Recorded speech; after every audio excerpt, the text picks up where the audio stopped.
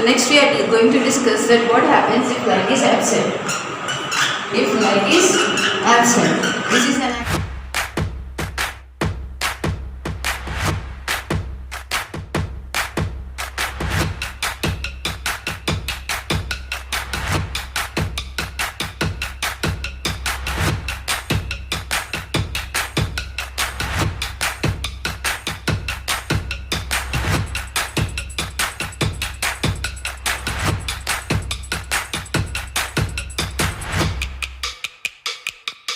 which we are going to do now. As we have discussed about photosynthesis, to perform photosynthesis, four major things are required. What are those? First of all is carbon dioxide, water, and sunlight and chlorophyll. So if you have three components but one is missing, that is if light is missing, then photosynthesis will take place or not, whether starch formation will take place or not. So this experiment have two phases. Already you know how to do test for starch. So same we are going to do here, but in a little different way. So to perform this activity, we have to take a hibiscus plant. It is also called as China rose or mandara. You have to select a healthy hibiscus plant. Okay, and what you have to do, first of all, select 4 to 5 healthy leaves of this plant, that is hibiscus plant or China rose plant. Pluck them from the plant, take that 4 to 5 leaves, and what we will do for test for starch, what indicator or the reagent we will use? We use iodine solution. So dilute iodine solution should be used here. So usually when plant leaf, okay, for example, I have taken a leaf, okay, and I am going to put iodine solution here. So you know that already leaf has prepared food, that means photosynthesis has taken place, starch will be present here. But what happens when we are adding iodine solution, the color, what is the resultant color for test for starch, that is dark black or blue. So here the blue color does not take place. That is why, because chlorophyll. Because of chlorophyll. Chlorophyll is a green color pigment which is present here. So which is more than the starch. So as this chlorophyll is more, it will discuss the color of starch. And we can't see whether, we can't understand whether the starch formation has taken place or not. So what you have to do, first of all, you have to remove the chlorophyll. So what you have to, how to remove chlorophyll, because chlorophyll's green color is discussing the starch color. So to, what we have to do, we have to remove chlorophyll. How to remove this chlorophyll? You have taken 4 to 5 leaves, boil those leaves in the alcohol.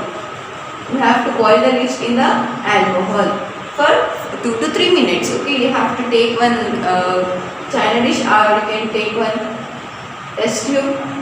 Okay, boiling tubes. Boiling tubes will be bigger than a test tube. They are wide than test tube. So you have to take boiling tube and take that 4 to 5 leaves into this. Add alcohol, then add those leaves and heat this alcohol. When you heat the alcohol, what happens? Green color present in this will be disappearing. That means chlorophyll will disappear from the leaf and leaf will become colorless. If not alcohol, you can use water, plain water. Same, we have to take a beaker or a bowl or a container or a boiling tube and put all the put water and leaves into that and start boiling the water. You will see after some time the green color of the leaf will disappear. That means chlorophyll will be getting removed from the leaf. Now that colorless leaf you have to test with starch.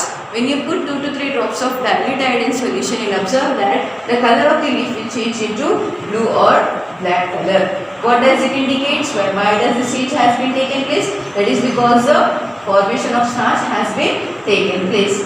That means photosynthesis has been occurred here. Now this we have taken the leaf separately from the plant, and in that process, I mean the first part of the activity, the leaf was using the sunlight. Okay, now next part of the activity, what you have to do, same hibiscus plant you have to collect and select 2 to 3 branches which are healthy, and from that 2 to 3 branches select 5 to 6 leaves. Select 5 to 6 leaves. This time you should not pluck the leaves. You should not pluck the leaves, but you have to what you have to do, take, for example, I have chosen this branch. Okay, these 2 leaves I am going to choose. So what you do is take one paper, okay, and cover a part of this leaf like this with the help of that paper. You have to put a paper here, then a clip. The paper clip will be, if you put here to the leaf, this paper will be stuck here, it won't move. This here also I have to put here. In this way, for all the 5 to 6 leaves, you have to cover a part of it with a paper clip like this. Not paper clip with the paper. That means you are going to block the way of sunlight. If you are covering this part, then what happens here? Sunlight cannot enter you, right? Because we should know whether if light is absent, what will happen. So this part, light will not enter. So you have selected 5 to 6 leaves, you have done like this, and you have to leave this for 2 days. After 2 days, in the afternoon time, plug these leaves which you have kept in this paper. Okay, plug this 5 to 6 leaves. Again, these leaves have chlorophyll. What you have to do, you have to remove chlorophyll. How you remove? By boiling them in the alcohol or in the water. If you boil in the alcohol and water, what will happen? Chlorophyll will disappear or will get removed. Now you have colorless leaf. Now for example, I am taking this leaf.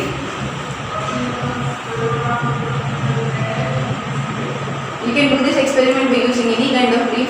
We have used hibiscus leaf, but exactly the leaf color, leaf shape will not be this one. It will be different. Just for understanding, I am drawing this one.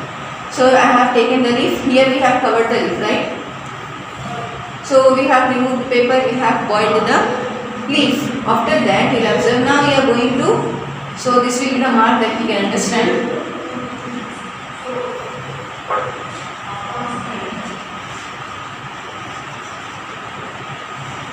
So what you do? Now put iodine solution here on the entire leaf. You will observe that the entire leaf where it was open, that means where sunlight was present or where sunlight was absorbed, that area the formation of starch will take place. That means this area will be black in color and this area will be colorless. This area will be colorless. Why it is colorless? The starch formation has not taken place here.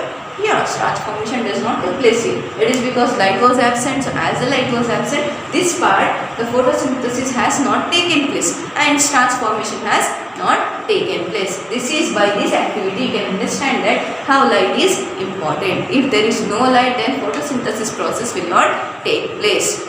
So, this was about if light is absent. So, now we have discussed the plants which we have discussed were about autotrophs. Right, we have discussed what are autotrophs and plants which can prepare their own food by using sunlight are called as autotrophs. So all the plants which usually are autotrophs around us. So what is the lesson name here? Nutrition. What is nutrition? Obtaining nutrients. Okay, for the healthier growth is called as nutrition. So these autotrophic plants will obtain the nutrients from the soil.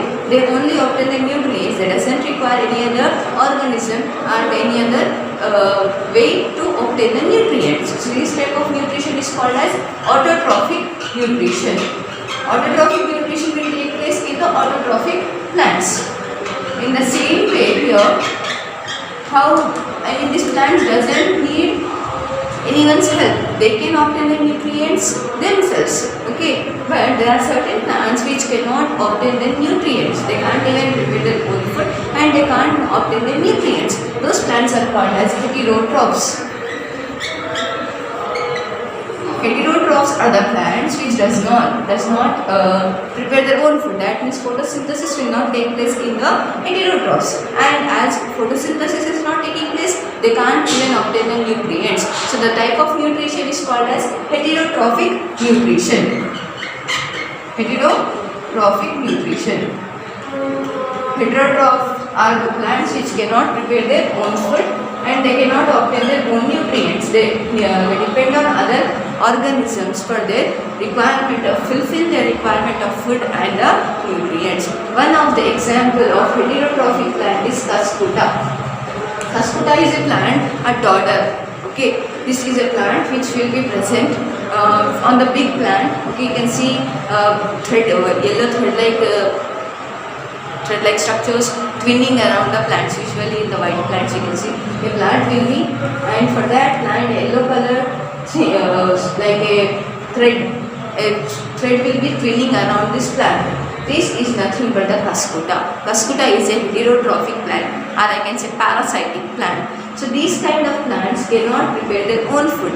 What is required for the preparation of own food? Leaves, right? Because in leaves only sunlight is, it can absorb sunlight, chlorophyll is present, all those things can take place in the leaf. But this plant, Cuscuta, doesn't have leaves. As Cuscuta doesn't have leaves, then but it is surviving, right? It is growing. How it is growing? That is by taking the nutrients and the food from the host plant. So for example, this is rose plant, for example, and Cuscuta we have. So rose plant and Cuscuta, two plants we are taking. So rose plant is the host of Cuscuta. Host, who will be giving all the things. Okay, let me give you a simple example. When any guest come to your home, your relatives will come to your home, then they will be guests, and you will be their host. That is because you are giving them everything, right? They will be giving them place to live. I mean, you will be taking care of those people nicely and properly. So you are the host, and the people are guests. In the same way here, the rose plant is a host, and Cuscuta is a parasitic plant. It is not guest, but Cuscuta is. We can understand what is host. So rose plant is host and Cuscuta is a parasitic plant. So what this Cuscuta will do? It will grow a particular type of roots. It will grow a special type of roots called as haustoria.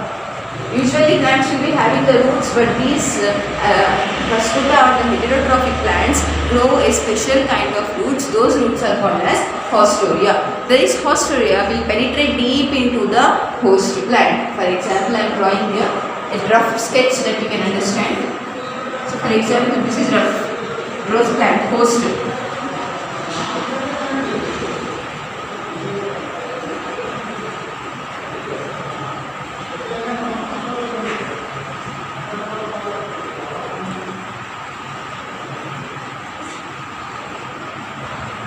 So here we have the Cuscuta. So this point, this haustoria, special kind of roots haustoria can grow. These haustoria can penetrate deep into the host plant. It is going deep into the host plant, body of the host plant. So where the food is produced in the leaves. So this stem will transport the food for entire plant, right? So what this haustoria will do, they absorb the food from the stem of the host plant. Not only food but also the nutrients and the water. All the things which are required to grow healthy, Cuscuta will take all those things from the host plant. This type of nutrition is called as heterotrophic nutrition. In this, only one kind of organism will get benefited. See here, Cuscuta is getting benefit here. It is living on other plants. It is taking the food of other plants. But whereas the other host plant will not get any benefit. Still, it can get some disease. Okay. So we have discussed about what happens if light is absent. We have selected a plant and we have done the activity. So learn that activity. Learn experiment, I can say. And write this experiment. Okay, we no need to write. Just to learn the experiment and learn about autotrophic nutrition. Autotrophic nutrition.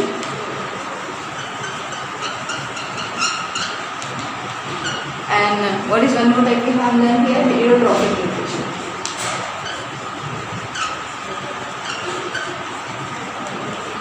Heterotrophic nutrition.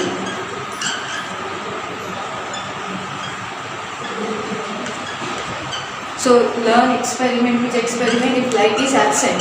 Experiment if light is absent. And about autotrophic nutrition and heterotrophic nutrition. Okay, and write what is heterotrophic nutrition in your classwork with example. First you define what is heterotrophic nutrition, then you write example of Cuscuta. Explain about Cuscuta.